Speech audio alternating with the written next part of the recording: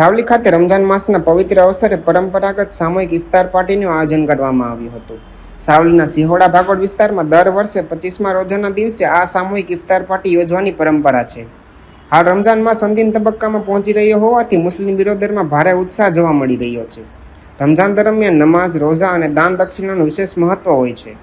આ પ્રસંગે સિહોડા ભાગોળના યુવકો દ્વારા જમાતખાના ખાતે ભવ્ય ઇફતાર પાર્ટી યોજવામાં આવી હતી, જેમાં મસ્જિદના ઇમામ અને મૌલવી સાહેબે રોજા ઇફતારીને નિયમિત પઢાવી અને ત્યારબાદ સૌએ સામૂહિક રીતે ઇફતાર કર્યો હતો। આ કાર્યક્રમમાં અગ્રણીઓ, યુવકો, મહિલા તેમજ બાળ રસદારો માટે મોટી સંખ્યામાં જોડાયા હતા। અમાન તથા વિશ્વ શાંતિ માટે દુઆઓ કરવામાં આવી હતી। ઇફતાર બાદ સામૂહિક ભોજનની પણ વ્યવસ્થા કરવામાં આવી હતી।